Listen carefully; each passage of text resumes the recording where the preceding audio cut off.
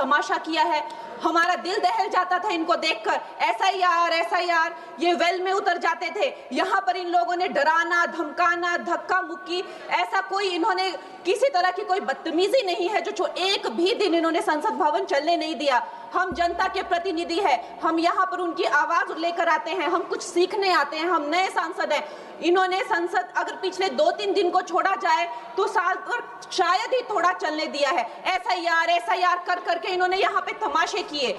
लेकिन अब जब इनको बोलने की बारी आई एसआईआर पे, तो अध्यक्ष महोदय जी, हम देख रहे हैं कि कल leader of opposition Rahul Gandhi ji ने, मुझे लगा क्या खुलासा होगा, हम भी बड़े उत्सुक थे। सारी साल हमने एक ही शब्द सुना है, अब ये क्या ग्रैंड रेवलेशन होगी। लेकिन राहुल गांधी जी जो लीडर ऑफ ऑपोजिशन है, उन्होंने कल जब कहा खादी है, खादी में धागे हैं, धागे में लोग हैं, लोगों के अंदर, उनको जब कहा गया कि आप पॉइंट की बात कीजिए, तो उन्होंने कहा कि मैं अपना फ्रेम कर रहा हूं, मैं अपना आर्ग्यूमेंट फ्रेम कर रहा हूं। और इतनी देर बाद जब वो फ्रेम करके पहुंचे तो ले देकर वो वापस उसी अंतर्राष्ट्रीय मूल की महिला।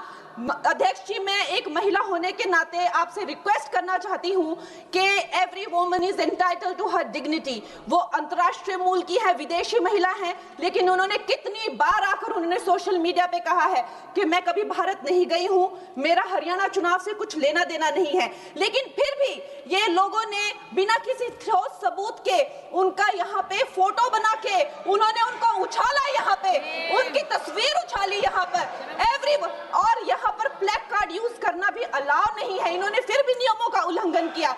मैं चाहती हूँ सबसे पहले तो मैं इस सदन की तरफ से उन महिला से बहुत ही माफी मांगती हूँ कि इस सदन में बिना कि उनकी आजकल जो पर्सनैलिटी राइट्स का भी एक बहुत बड़ा क्राइम होता है, उसके उपरांत उनका फोटो यहाँ यूज किया गया। मुझे बहुत खेद है। भारतीय संसद भवन की तरफ से हम उनसे माफी मांगते हैं। और ये देखिए, महिलाओं का हमेशा ये अपमान करते हैं, लेकिन हमारे प्रधानमंत्री चाहे बेटी बचाओ बेटी पढ़ाओ हो, महिलाओं को शौचालय देने से लेकर, महिलाओं को गैस देने से लेकर, महिलाओं को जो है वो छात्रवृत्ति, न जाने कितनी ऐसी योजनाएं हैं। कांग्रेस वालों, शायद तुम लोग ये समझ नहीं पा रहे हो, ईवीएम्स हैक नहीं करते हैं प्रधानमंत्री लोगों के दिलों को हैक करते हैं। और ये लोग दुहाई देते हैं कि वो जो पुराने जमाने के दकियानूसी, वो जो चिट कागज पे लिखकर जो मतदान होता था वो सबसे अच्छा था। ये लोग भूल गए वो दिन, आप लोग भूल गए वो दिन। इंदिरा गांधी वर्सेस राज नारायण का केस, उसको जो है इतिहास में The case that shook the nation के नाम से जाना जाता है। उस पर मैंने एक फिल्म भी बनाई हुई है। वोट चोरी और वोटों की धांधली के लिए एक प्रधानमंत्री पे एक साधारण से नेता ने केस किया था और उस धांधली में वो पकड़ी गई थी। हर उनका जो आरोप है उसमें सच सिद्ध किया गया था और रातों रात उनको कुर्सी छोड़ने के लिए कहा गया था और रातों रात जो है उनको ये आदेश दिया गया था कि आगे इतने सालों तक आप कभी जो है वो चुनाव लड़ नहीं सकते। ये धांधलियां इन्होंने करी हुई हैं और ये जो है उस टाइम के बैलेट बॉक्सों को उठाकर ले जाते थे ये लोग, और आज कहते हैं कि इनको ईवीएम्स जो है वो हैक हो जाते हैं। अध्यक्ष महोदय जी, मैं इनको याद दिलाना चाहती हूँ, प्रियंका गांधी जी कहती हैं कि छोड़ो पुरानी बातें, हम पुरानी बातें नहीं करेंगे, हम पुराने लोगों के बारे में नहीं बोलेंगे। तो मैं ये जानना चाहती हूँ कि आपकी जो माता जी हैं वो तो आपकी अध्यक्ष है और इस वक्त की वो अध्यक्ष है। उनकी जो है, आप देखिए, जब उनकी नागरिकता नहीं थी, जब उनके पास 1983 में नागरिकता आई, उसके कितने साल पहले से वो वोट देती आ रही हैं। तो ये जो इनका जो परिवार है, एंटाइटलमेंट से जो ग्रस्त ये इनका परिवार है, ये प्रियंका गांधी जी को भी याद रखना चाहिए। चाहे आपका भूतकाल हो, चाहे आपका वर्तमान हो, आप सब लोग, चाहे ईवीएम हो या चाहे कागज पे लिखा हो, जब आप लोगों के चरित्र में जो है किसी तरह की मर्यादा नहीं है, आप लोगों ने कभी भी इस देश का, यहाँ की कानून व्यवस्था का, संविधान का कभी आप लोगों ने सम्मान नहीं किया हुआ है। और अध्यक्ष महोदय जी, बिहार में जैसे ही एसआईआर आया, एसआईआर लागू हुआ, हमारी सरकार ने जो है कम से कम 60 लाख से ज्यादा अवैध, अब ये जो सारे अमाननीय वोट कार्ड है, ये सिर्फ घुसपैठियों के नहीं है। कुछ ऐसे लोग हैं जो माइग्रेट हो गए हैं, कुछ ऐसे भी लोग हैं जो इस दुनिया में है ही नहीं। 60 लाख से ज्यादा। और अगर वो लोग जेन्युइन थे तो उन्होंने, किसी ने तो रिक्वेस्ट करनी चाहिए थी कि भाई मेरा वोटर आईडी कैंसिल हुआ है। उसके उपरांत बाद जो है 21 नए वोटर आईडी जो है उन्होंने दिए हैं। और इस तरह का एक माहौल बना बिहार में कि आज तक की सबसे ज्यादा वोटिंग जो है 67% वोटिंग हुई। नागरिकों में ये उत्साह जगा कि जो है इस तरह की जो क्लेंजिंग प्रोसेस है वो होना चाहिए। मैं एक देशभक्त होने के नाते अध्यक्ष महोदय जी, मैं ये प्रपोज करना चाहती हूँ कि हमारे देश में जो है हमेशा महीने 2 महीने बाद हमारे जो शीर्ष नेतृत्व हो गए, सारे अधिकारी हो गए, हमारे जितने भी रिसोर्सेज हैं, हम लोग उनको हर महीने 2 महीने में इलेक्शंस में जो है पुश कर देते हैं। इससे हमारे देश का बहुत ही भारी नुकसान होता है। और मैं ये चाहूंगी कि 1 नेशन 1 इलेक्शन जो नरेंद्र मोदी प्रधानमंत्री जी जो कहते हैं कि एक वोटिंग जो है डेमोक्रेसी के उत्सव के रूप में, जैसे कि दिवाली होती है, होली होती है, उस रूप में मनाया जाए। क्योंकि ये सिर्फ सरकार का ही नुकसान नहीं है, 10,000 करोड़ से ज्यादा का जो नुकसान होता है सिर्फ वही नहीं है, लेकिन मुझे लगता है कि धीरे धीरे हमारे जो नागरिक भी है उनमें जो वोटिंग फटीक है, बार बार उन्हें जागरूक करना, बार बार कई जगहों से जहां वो काम करते हैं वहां से उनको ट्रैवल करके अपने नेटिव प्लेसेस पे आना और बार बार मार्केटिंग करके, it is exhausting for the whole ecosystem.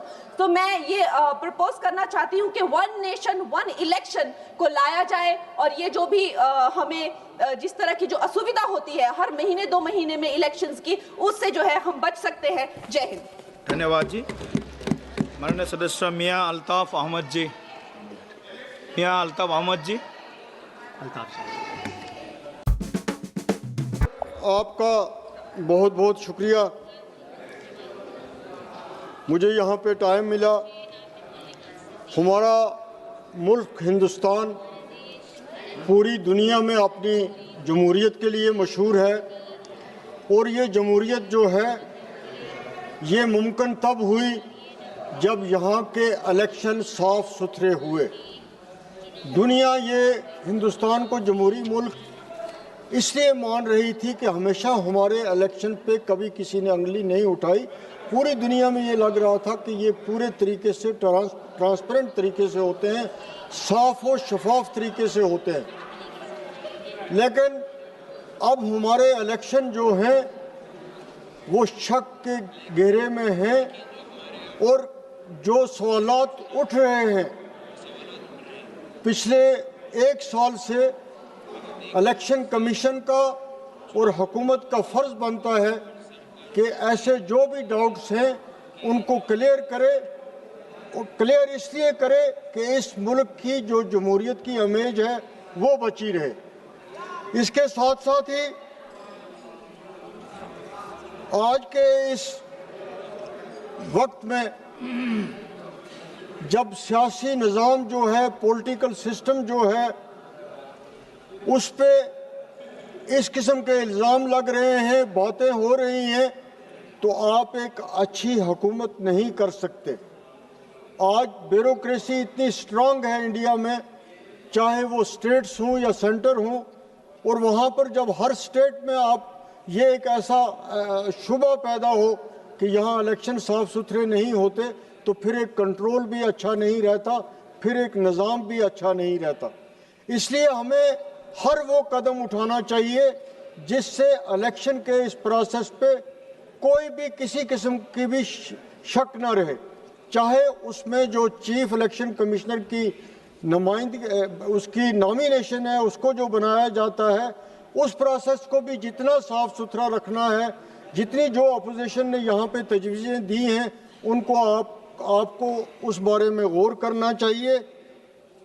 जिस बिहार इलेक्शन की इतनी बड़ी बात यहाँ से की जा रही है, उनको ये याद रखना चाहिए कि इलेक्शन से पहले अकाउंट में 10,000 का अमाउंट देना ये बहुत बड़ी गलत बात है। ये इस पूरे निज़ाम को ख़राब करेगा, ये हमारी इकनॉमी को ख़राब करेगा, ये हमारी ग्रोथ को ख़राब करेगा, ये हमारी डेवलपमेंट को ख़राब करेगा। अगर इसका ये मतलब लिया जाए कि इलेक्शन के मौके पे कुछ कंसेशंस देनी है, तो फिर 6 साल काम, 5 साल काम करने की ज़रूरत ही नहीं है। फिर अच्छे स्कूल मत दे दीजिए, फिर अच्छी सड़कें मत दे दीजिए, फिर अच्छी हाईवेज मत दे दीजिए। तो इस तरह ये जो निज़ाम जो है, जो ये सिलसिला बंद होना चाहिए, तब जाके इलेक्शन में लोग अच्छे आएंगे, हुकूमत अच्छी बनेगी, काम अच्छा होगा।